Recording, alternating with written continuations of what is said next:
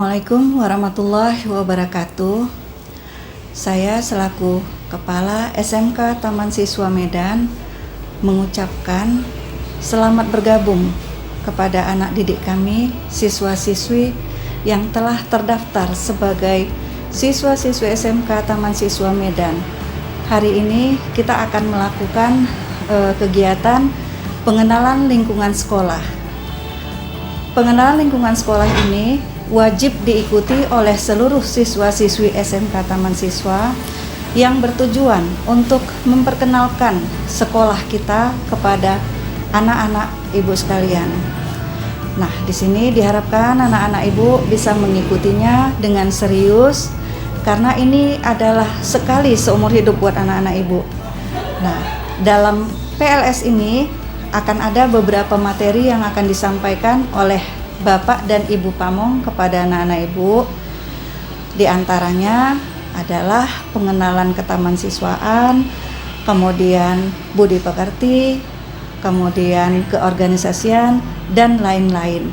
Nah, untuk itu Ibu ucapkan selamat mengikuti kepada anak-anak ibu sekalian. Semoga anak-anak ibu bisa mengikutinya dengan baik dan benar. Terima kasih. Assalamualaikum warahmatullahi wabarakatuh.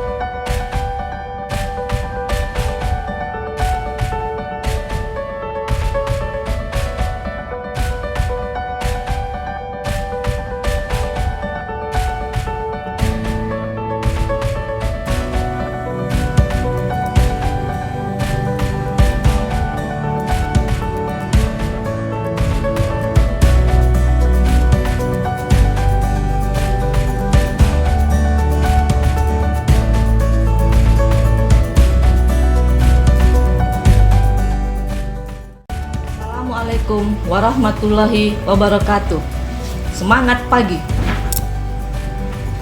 Anak-anak ibu yang ibu banggakan, yang sangat luar biasa, perkenalkanlah pada hari ini saya selaku Wakil Kepala Sekolah Bidang Kurikulum Nyi Dr. Randa Emilia menyampaikan materi pada kegiatan MPLS kita pada hari ini tentang peraturan dan tata tertib sekolah siswa SMK Taman Siswa Medan.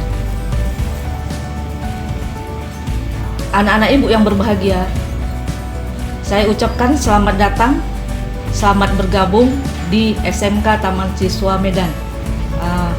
Walaupun suasana kita sekarang ini dalam musibah COVID, tetapi itu tidak mematikan semangat kita.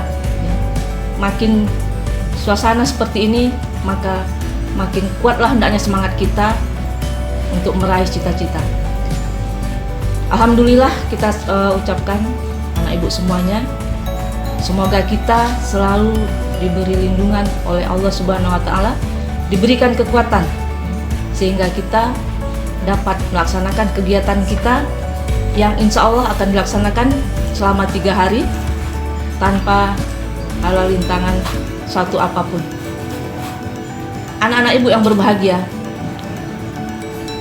ibarat kata pepatah, di mana bumi dipijak, di situ langit dijunjung. Di setiap sekolah, di setiap tempat tentu punya aturan yang harus kita taati. Nah, demikian juga di sekolah kita ini. Dan peraturan serta tata tertib yang sudah kita tetapkan di sekolah kita ini itu pada umumnya sama anak ibu di semua sekolah, ya.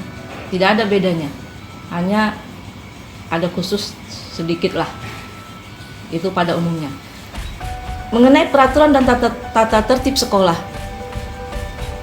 yang dimaksud dengan tata tertib itu adalah semua aturan-aturan kebiasaan yang harus ditaati dan dilaksanakan oleh kita semua. Jadi jika tidak dipatuhi, dilaksanakan, akan ada sanksi dari pihak sekolah atau hukuman. Itu sudah kita sepakati ya, Anak Ibu. Pertama sekali, yang terpenting adalah peraturan tentang bagaimana cara kita berpakaian. Kita punya seragam, dan warna seragam ini di setiap sekolah itu diberi kebebasan dan keleluasaan. Nah, di sekolah kita, SMK Taman Siswa Medan yang kita cintai ini, pakaian seragam kita itu ada 4 macam. Pada hari Senin dan Selasa kita berpakaian putih, bajunya putih, rok atau celana putih, sepatu hitam Anak Ibu, kaos kakinya putih, dan tali pinggang hitam. Itu untuk pakaian hari Senin dan Selasa. Untuk tali pinggang itu berwarna hitam, dan kepala tali pinggangnya itu Anak Ibu, itu ukurannya standar, ya, tidak bergambarkan yang menyeramkan. Salam.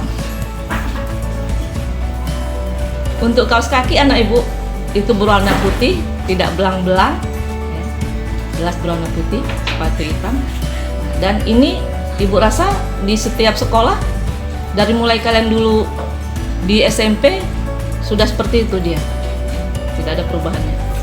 Berikutnya untuk hari Rabu dan Kamis, Anak Ibu, hari Rabu dan Kamis kita berpakaian putih dan hitam. Hitam, rok atau celana.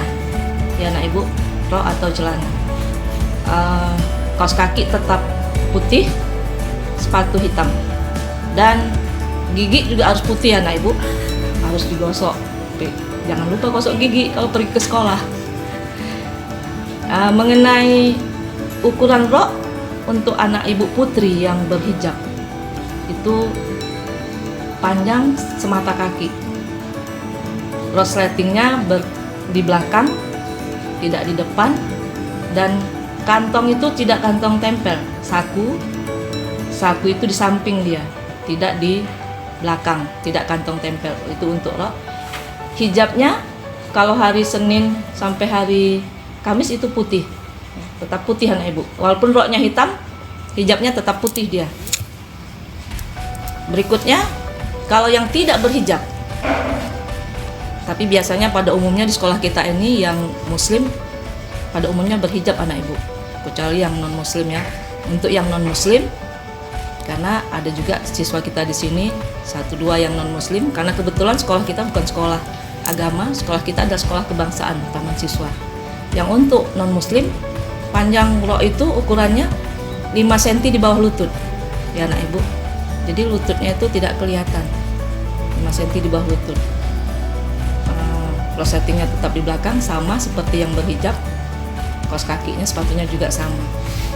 Untuk yang tidak berhijab, rambutnya Anak Ibu ya, tidak digerai. Rambut itu harus dikepang. Silakan kepang 1, kepang 2, tapi jangan kepang banyak ya Anak Ibu. Jangan diikat banyak, keliling-keliling diikat rambutnya. Jadi cukup ikat 2 kuncirnya atau ikat 1. Tidak dibenarkan digerai rambutnya. Apalagi yang berponi. Itu poninya diusahakan tidak sampai ketutup matanya. Sampai alis saja. Jadi tidak mengganggu kegiatan belajar mengajar. Oke Anak Ibu, itu untuk pakaian sampai hari Kamis. Untuk yang putra, tadi untuk yang putri ya. Untuk yang putra, celananya juga seperti itu. Ukuran celananya itu tidak ketat dan tidak juga cutbray. Nah, cutbray itu masa dulu kami, cutbray itu kayak penyanyi Arabik, kakinya kembang tuh sepatu Pak. Sekarang Ibu lihat model udah kembali lagi. Kalau anak-anak sekolah, kalau nggak cutbray Ibu lihat malah kuncup kali. Masukkannya pun pakai kayak plastik ya. Plastik baru bisa masuk celana. Jadi ukurannya standar Anak Ibu. Kalau kalian beli di sekolah itu ukuran celananya itulah dia pas. Yang kita beli itu ukurannya pas. Jadi jangan kamu kecilkan lagi atau kamu kembangkan. Kantongnya juga tidak kantong tempel. Kalau celana-celana yang kita beli di luar itu udah standar ukurannya. Sakunya, resletingnya itu jelas. Jadi itu ya anak ibu, sampai mata kaki. Jadi tidak istilahnya celananya tidak di atas mata kaki, ya. Ketutup sampai mata kaki, itu ukuran celananya. Itu untuk putra, ya, untuk anak laki-lakinya. Mengenai rambut anak ibu, nah ini karena anak putra itu tidak berhijab, ya anak ibu, rambutnya tidak gondrong, tidak diwarnai, ya, tidak gondrong, tidak diwarnai, tidak pula gundul, klontos, ya, karena sekolah kita bukan sekolah militer, jadi itu peraturannya, ya. Jadi tidak gondrong, itu peraturan di sekolah kita. Jadi anak ibu jangan sampai mengatakan bahwa Bu, rambut itu kan gak ada pengaruhnya untuk pelajaran, ya. Itu peraturan itu harus kita yakini, kita patuhi. Ibaratnya seperti kita dalam agama kita melaksanakan sholat itu, kita kan gak nanya-nanya kenapa harus sholat, kenapa begitu. Itulah keyakinan kita harus sholat, itu kewajiban kita. Nah, itu juga aturan di sekolah ini, rambut tidak dibenarkan gondrong, ya, itu peraturannya dan harus ditaati. Itu untuk putra. Tidak bertindik anak ibu. Untuk putra tidak ada tindik di telinga dan lain-lain, hidung, di pipi dan segala macam. Tidak bertindik. Untuk anak putri yang boleh bertindik hanya yang di telinga, karena kita bukan di India anak ibu. Kalau di India, ya mereka sana sudah tradisi, ya. Tradisi hidungnya ditindik itu sampai 2, kadang dagunya, jidatnya. Jadi khusus untuk negara kita Indonesia itu tindik hanya di telinga, khusus untuk anak perempuan. Nah, itulah peraturannya. Oke anak ibu, itu untuk pakaian putra dan putri. Selanjutnya untuk putra, nah ini ada lagi nih, karena kadang-kadang anak ibu yang putra ini kecepatan dewasanya, ya. Belum lagi tamat udah tumbuh kumisnya, jenggotnya, jambangnya. Peraturan sekolah untuk putra tidak dibenarkan berkumis, berjambang dan berjenggot. Nah, jadi Bu, kalau tumbuh gimana Bu? Ya tumbuh cukurlah, kan gitu. Jadi tidak dibenarkan kamu berjenggot, nanti dikirain kamu gurunya, bukan siswanya. Itu untuk peraturan pakaian kita, rambut. Satu lagi mengenai kuku anak ibu. Nah, kuku tidak dibenarkan panjang, ya. Untuk putra dan putri sama, tidak dibenarkan kuku panjang, tidak dibenarkan dicat kukunya, apalagi dicat, ya, panjang tidak dibenarkan. Oke anak ibu, selanjutnya kita masuk pukul 7.30 anak ibu. Pukul 7.30. Jadi kamu yang rumahnya jauh itu harus siap sedia. Nah, kalau takut ketiduran anak ibu nggak usah tidur, nah, jadi nggak ketiduran, ya.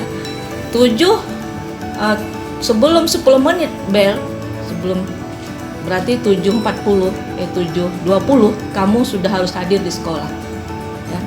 7.30 kita bel, jadi tidak dibenarkan terlambat. Karena ibu, jika terlambat ada sanksi yang diberikan. Nah, jadi sudah terlambat jangan pula diberikan sanksi ngomel, ya kan? Terakhir bukan pamongnya yang ngomel, siswanya yang marah-marah. Jadi ada sanksi yang diberikan kepada siswa. Setiap pelanggaran ada sanksi yang diberikan. Berikutnya untuk kehadiran anak ibu. Jadi setiap kamu tidak bisa hadir ke sekolah, ya, wajib ada pemberitahuan ke wali kelas. Jadi kamu di sini nanti punya wali kelas masing-masing. Wali kelas itulah pengganti orang tuamu di sekolah. Jadi apapun masalahmu, kamu tidak bisa hadir, informasikan ke wali kelas. Jadi nomor kamu itu, nomor orang tuamu, baik HP dan WA, itu wajib ada di wali kelas. Nomor wali kelas juga begitu ada sama kamu. Jadi mudah untuk berurusan.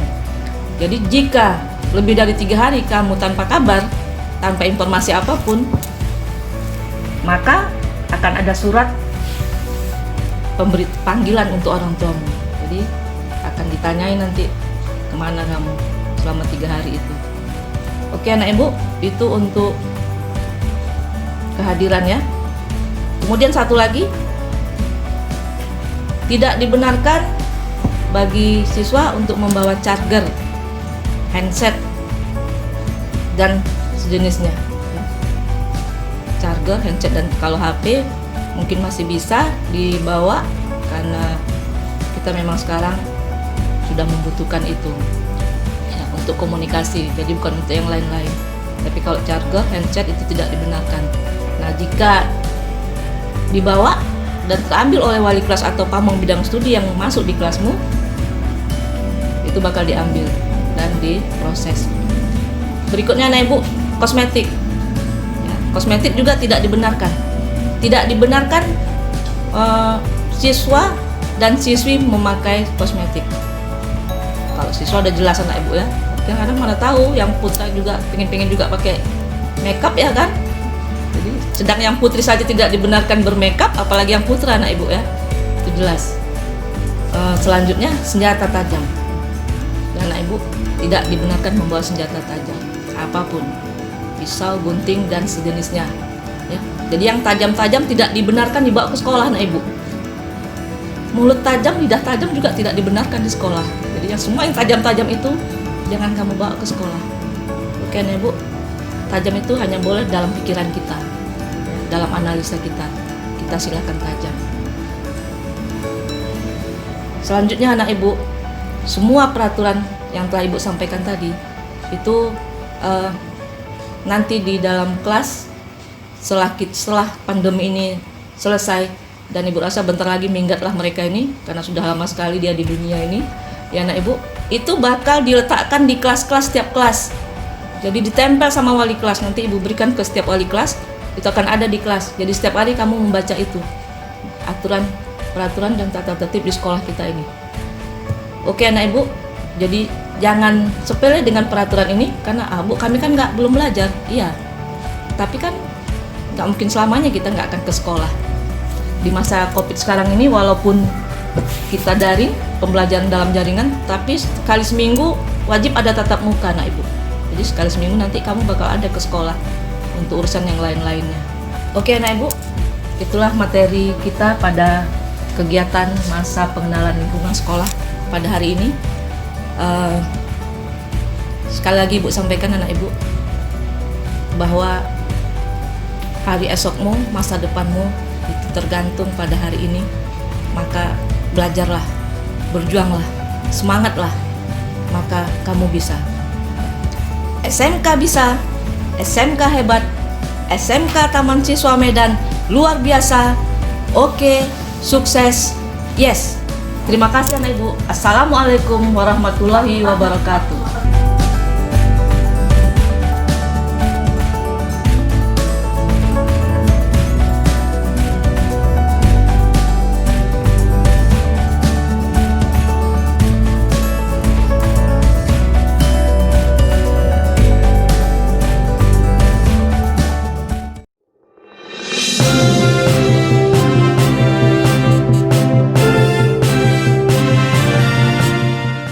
Assalamualaikum warahmatullahi wabarakatuh.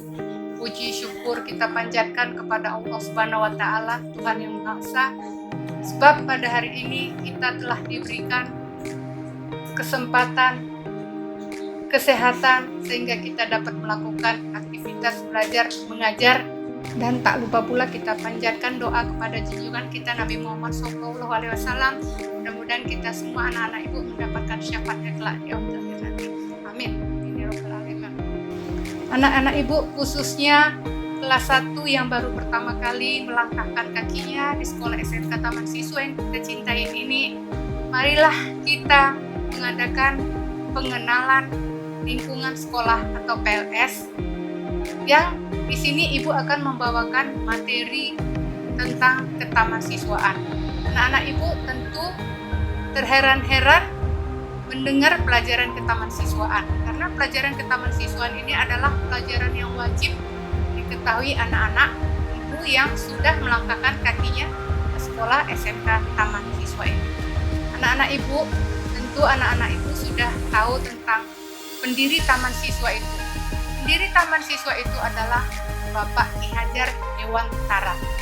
Taman Siswa berdiri pertama kali di Yogyakarta pada tanggal 3 Juli 1922 kedua, taman siswa itu ada di mana-mana di seluruh Indonesia. Jadi apabila anak-anak itu nanti pada suatu waktu entah bermain ke daerah-daerah yang ada di Indonesia, carilah taman siswa. Pasti taman siswa ada di mana. Taman siswa itu merupakan jantung hatiku. Di taman siswa ini terdiri dari 6 bagian. Yang pertama kali untuk tingkat taman kanak-kanak itu disebut di taman siswa dengan nama Taman Indria. Yang kedua, untuk tingkat SD di taman siswa disebut dengan nama Taman Muda.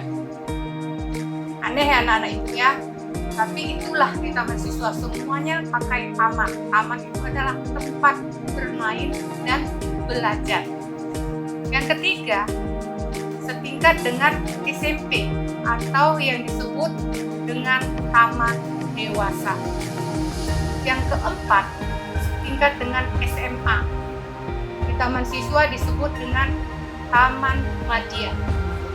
Sementara yang kelima itu adalah taman karya. Ini khusus untuk anak-anak ibu yang berada di taman karya. Jadi SMK di taman siswa ini disebut dengan taman karya.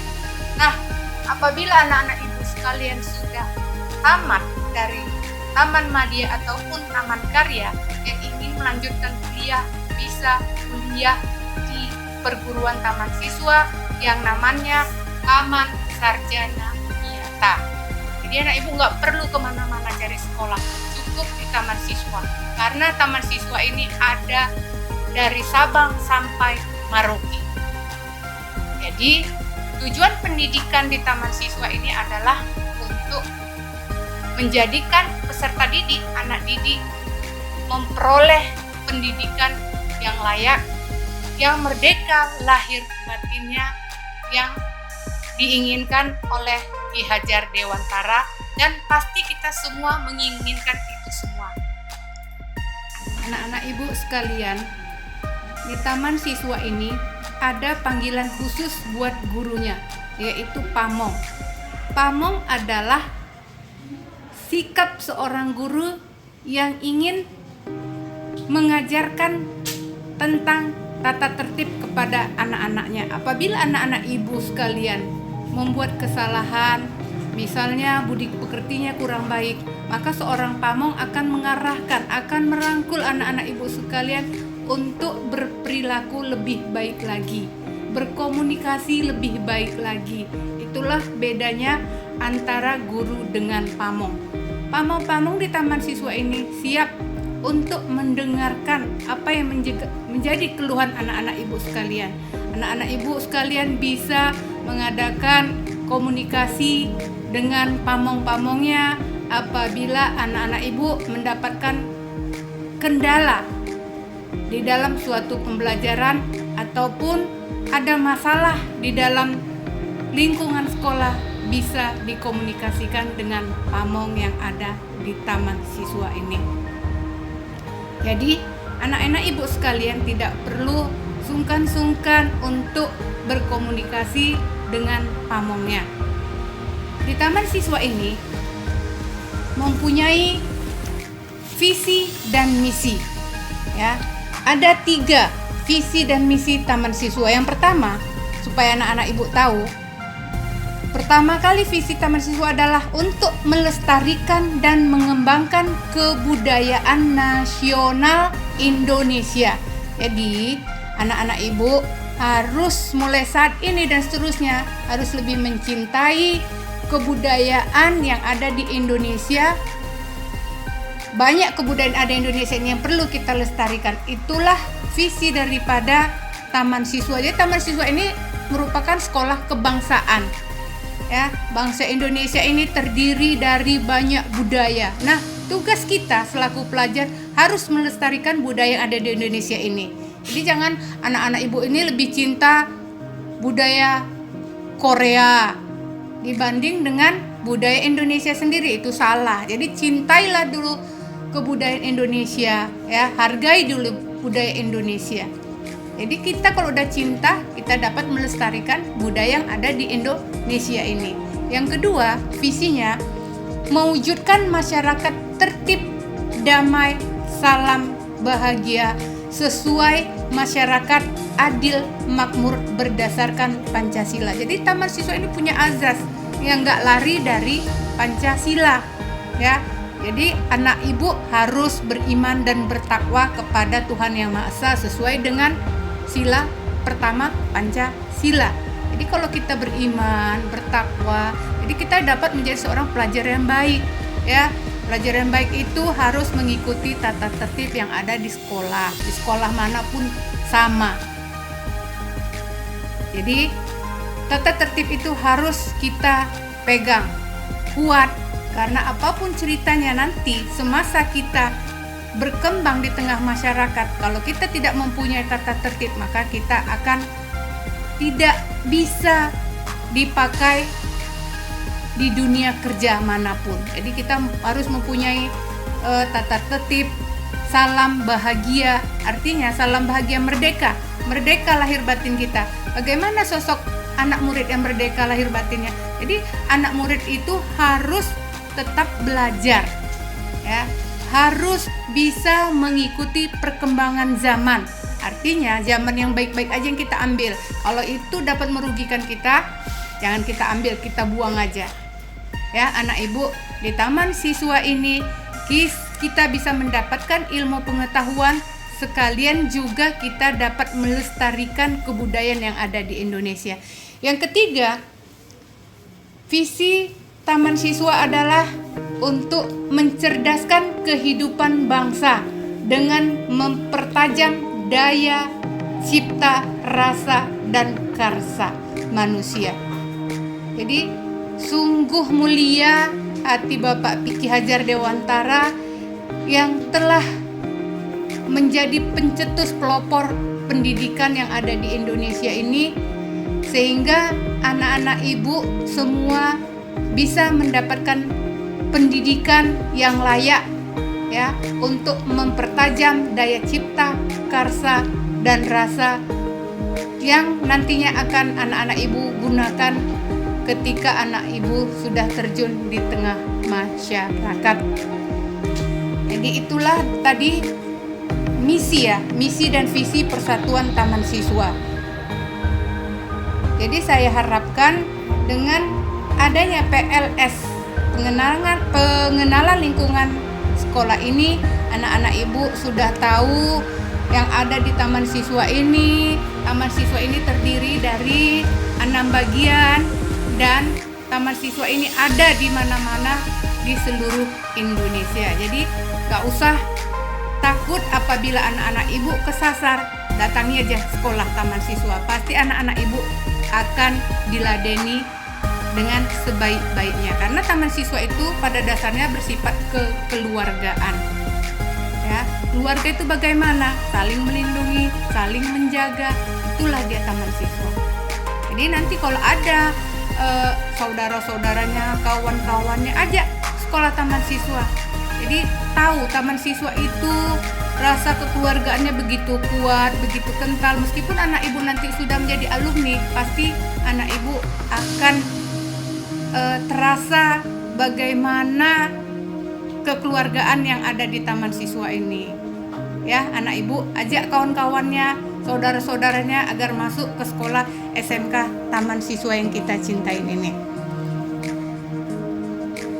Saya lanjut lagi ya, mengenai tujuan pendidikan Taman Siswa. Tujuan pendidikan Taman Siswa adalah untuk membangun anak didik menjadi manusia yang beriman dan bertakwa kepada Tuhan Yang Maha Esa, merdeka lahir batin, luhur akal budinya, cerdas dan berketerampilan, serta sehat jasmani dan rohaninya. Nah, berhubungan dengan sehat jasmani rohaninya anak-anak ibu, sekarang ini harus betul-betul dijaga kesehatannya. Jangan sampai anak-anak ibu terikut dengan arus yang tidak baik, misalnya menggunakan hal-hal yang dilarang oleh negara. Contohnya ya, memakai minuman keras ya, itu sungguh dilarang dan itu tidak baik untuk kesehatan kita nanti. Nah, di dalam kalau kita ingin sehat, pasti kita harus bisa menjaga tubuh kita, baik itu istirahatnya, makanannya, supaya kita bisa nantinya belajar dengan baik ya. Itu saran saya. Jadi anak-anak ibu semua yang ada di Taman Siswa ini wajib menjaga kesehatannya supaya bisa menyerap ilmu pengetahuan dengan baik kelak. Demikianlah materi PLS pengenalan lingkungan sekolah hari ini, dan saya ucapkan terima kasih. Billahi taufik wal hidayah. Assalamualaikum warahmatullahi wabarakatuh.